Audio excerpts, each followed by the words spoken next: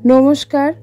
আজকে দীঘা ট্রিপের অন্তিম দিন, থার্ড পর্বে আপনাদের স্বাগত। সকাল থেকে আকাশের অবস্থা দেখে বুঝতেই পারছেন কতটা ব্রাইট সানি ডে। যথারীতি ব্রেকফাস্ট করে আমরা চান টান করে সবাই মিলে বেরিয়ে পড়লাম। আজকে কোথায় যাব করতে করতে সবাই মিলে ঠিক করলাম দীঘা মোহনার দিকে যাব।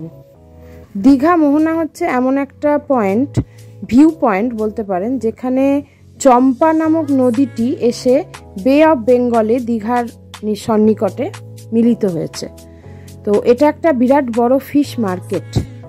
তো সেখানে প্রতিদিন কুইন্টাল ফিশ এক্সপোর্ট ইম্পোর্ট হয়, আর ফ্রেশ ফিশ যে সমস্ত বড় বড় নৌকায় করে আসে সেগুলো এই মোহনাতেই এসে নোঙর করে।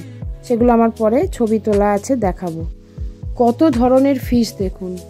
আপনারা কারা এই ফিশগুলো খান? এগুলোকে বলে শুটকি মাছ।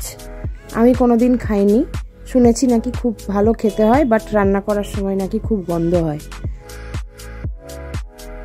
এত মাছ দেখে মনে হচ্ছিল কোনটা ছেড়ে কোনটা খাবো। সব থেকে ভালো লেগেছিল আমার পমফ্লেটগুলো, এত সুন্দর দেখতে, চকচক করছে। পমফ্লেট আবার দু রকমের হয়, চাইনিজ পমফ্লেট আবার এদেশি পমফ্লেট। যাই হোক, এসব দেখে এগিয়ে গেলাম। এই দেখুন, এইগুলো হচ্ছে নৌকা যেগুলো করে নিত্য দিন প্রচুর মাছ ধরে এখানে নিয়ে আসে। আর এইখান থেকে গোটা দীঘা, গোটা ওয়েস্ট বেঙ্গল এবং বাইরে মাছ বিক্রি হয় বা মাছ যায়। তো আমরা এই রাস্তা ধরে এগিয়ে গেলাম, তারপরে নেমে পড়লাম বিচের মধ্যে। ডান দিকটা হচ্ছে বিচ আর বাঁ দিকটা হচ্ছে চম্পা নদী।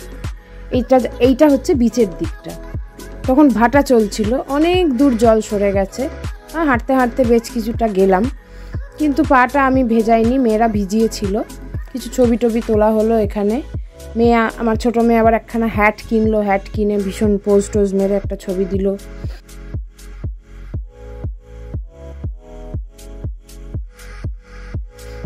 ফিরতে এই শুটকি মাছের দিক থেকে আর চোখ সরাতে পারছিলাম না।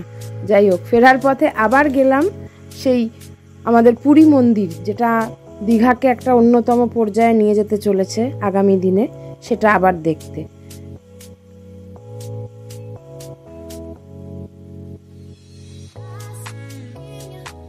এটা পুরো অপোজিট ফুট থেকে দাঁড়িয়ে তোলা। তারপরে মেয়েদের একটা নতুন জিনিস দেখালাম। ওইখানেই একটা জায়গায় নলেন গুড় তৈরি হচ্ছিল, ওরা কোনোদিন দেখেনি। তো দেখে ওরা খুব অবাক হলো। তারপরে আবার বিচের মেরিন ড্রাইভ ধরে ফিরতে শুরু করলাম ওল্ড দীঘার দিকে। আবার ছোট মেয়ে সেই গত দিনের বা বেবি ডগগুলোর খোঁজ পেয়ে গেল। ব্যাস, শুরু হলো দুজনের আদর করা। আমি নিজে খুব একটা কুকুর ভালোবাসি না, জানি না কেন, তবে আমার দুই মেয়ে, স্পেশালি ছোট মেয়ের এই কুকুরের প্রতি ভালোবাসা দেখে আমার কিন্তু ভালোই লাগে। দুপুরে হোটেলে ফিরে লাঞ্চ করে একটু বিশ্রাম নিলাম।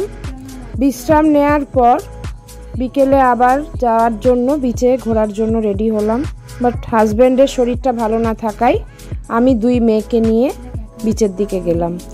ওখানে ঠিক দীঘা যেখানে বাস স্ট্যান্ড, সেখানে একটি মন্দির আছে, সেই মাকে প্রণাম করে আবার এসে বিচে বসলাম। দীঘাটা কিন্তু মাইন্ড রিফ্রেশ করার জন্য ছোটোখাটো ট্যুরের পক্ষে একটা বেশ ভালো জায়গা। আমরা মুড়ি টুড়ি খেয়ে ব্যাক করলাম, হোটেলে ডিনার সেরে রুমে ফিরে এলাম। এইভাবে ট্রিপটা শেষ করলাম আমরা।